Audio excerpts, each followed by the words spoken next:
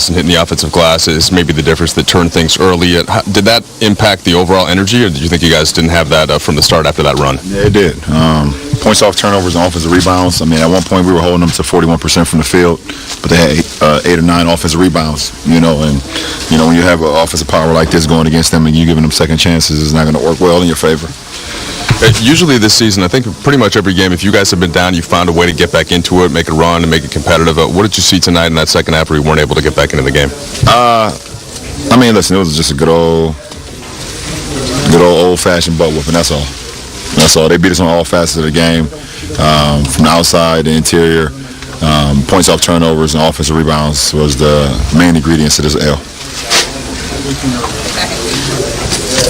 Is the fact that you went 43 or 44 games, however many it's been, before you get a result like that, like what does it tell you about your team?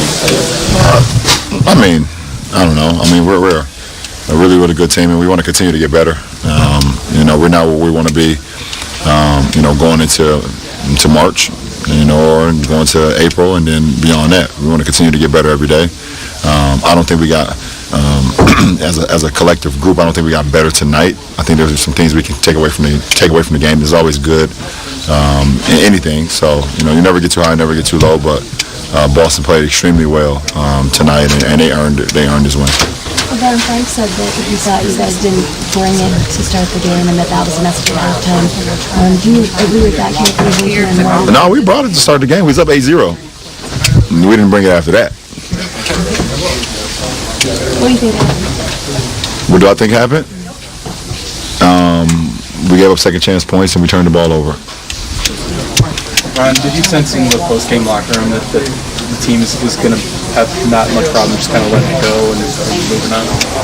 No, we haven't moved on yet. Tomorrow we will. It's still simmering right now, which it should. But it's a long NBA season, and you don't want to have games like this, but if you do, you try to learn from your mistakes, or you do learn from your mistakes and be better for the next game when you go out. LeBron, how does the league feel without Curry, Durant, and Clay? How does the league feel without Curry, Durant, and Clay this year? How does the league feel without Curry? I don't understand your question. What do you mean? How does the league for this year without them? I don't know. I don't know. I have no idea. We haven't played. Have we played Golden State this year? In the regular? Once at home. Once at home? Oh, okay. So I think. Oh yeah, once at home we did play in the back-to-back. So it felt weird, not seeing Steph and Clay on the floor. We have not. Have we played Brooklyn? No. Not since preseason. So we haven't played Brooklyn until coming up on this road trip. But 3 great basketball players, obviously. And it's always good for their franchises to have them on the floor. But if you ask me a question of how the league feels, I think that's unfair for me to answer. You addressed someone in the stands throwing something at your son during the game tonight. What does that make you feel as a father, and what kind of instincts come up when you see something like that? Well, I didn't see it until I got here, actually. I did see I was on the complete opposite end of the floor. I did see the referee stop the game or stop the inbounds, and a cop came up there, but I didn't even know what happened until the video evidence showed me today when I got here. I mean, it's just disrespectful. I mean, and it was a little kid too. I don't know how old that little kid was. So I don't know. I don't know if he learned that on his own or he learned that at home or whatever the case may be, but it's disrespectful. I wonder how old that kid is. If he was the age around Bronny's age or Bryce's age. And, I would like to see him try that while they're paying attention. Was that unique? A couple of Bronny's teammates, I think, after the game said that he goes through a lot of things. Yeah, he does. Does he talk to you about that? Nah, because he's a cool, calm. He's better than his mom and dad, let's just say that. He is.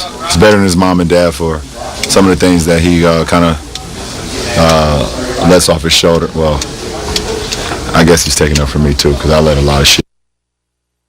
He's a great kid, and most importantly, he just loves being around his teammates, being a great kid, being a model citizen in the community and playing the game that he loves to play, and being a big brother to his brother and sister. But that shit earlier made me mad when I saw that. It's just disrespectful. I think it's special that the schedule worked out the way that it did, that you were able to be there for that. Yeah, that was truly a blessing, you know. And I didn't mind going down to Springfield to check the game out. Only bad thing about today is I took 2 L's. You know, the James game took 2 L's today, but you know, there's always better days. Did you take a helicopter? Or was that? I walked. Didn't call it. I walked, and they didn't call it. Last 2 questions. Do you take it personally when a guy like Jaylen Brown goes over dunks on you? Is that something where you're always just gonna challenge the shot? And you just Why would I take it personal? You don't take it personal. It's part of basketball. Guys, you go for blocks, you get blocks, you get dunks. You get crossed over at times. You get stops, take charges. That's all part of basketball.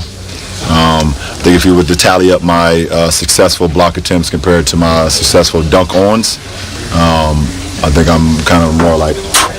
So it's not the first time I've been dunked on. Might not be the last time I get dunked on, but you know, Jalen's been playing exceptionally well this year, and that was a good play. Last question. Are you concerned about, because of game day, getting back and forth to the game in Springfield?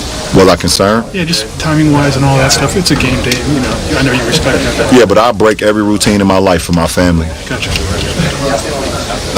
Listen, if the guys is with me, they're gonna make sure I get back safe. But my routine was broke today, but I can care less about it if I'm seeing my family, my wife, my daughter, my kids. So, you know, it's a unique opportunity for me to see my son live play that close to where I'm at. So, you know, I can care less about this. This right here is all secondary when it comes to my family. So, nothing else matters. Thanks, everyone.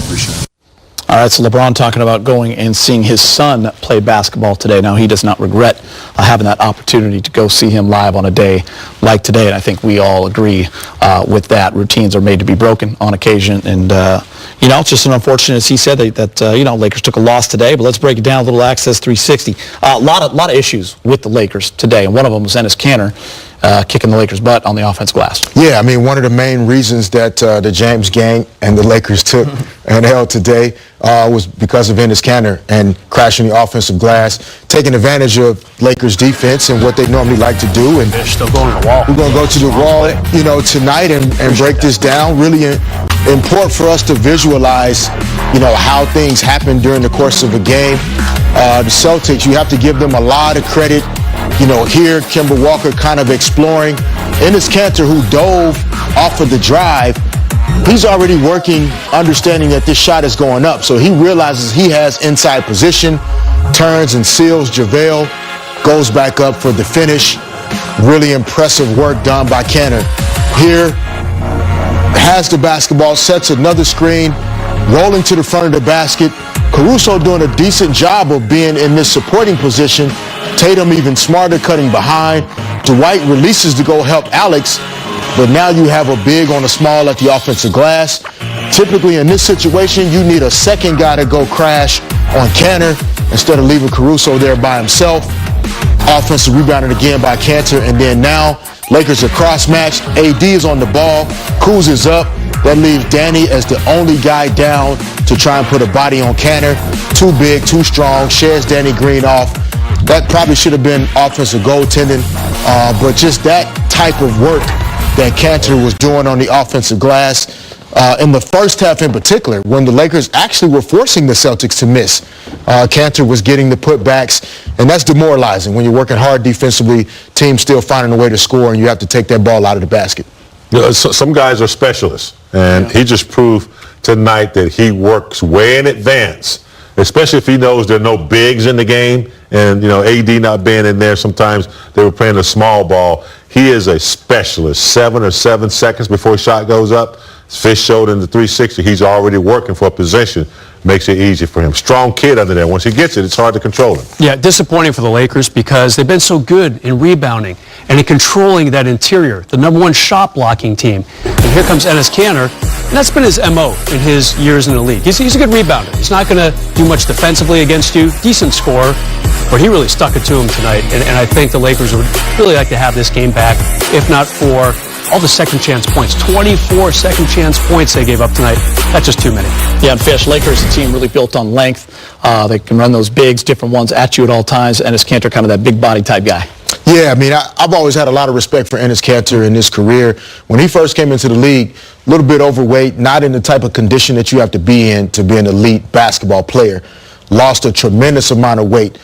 Trained in a similar gym with Enes, saw him in there every day, shedding pounds, 20 pounds, 30 pounds.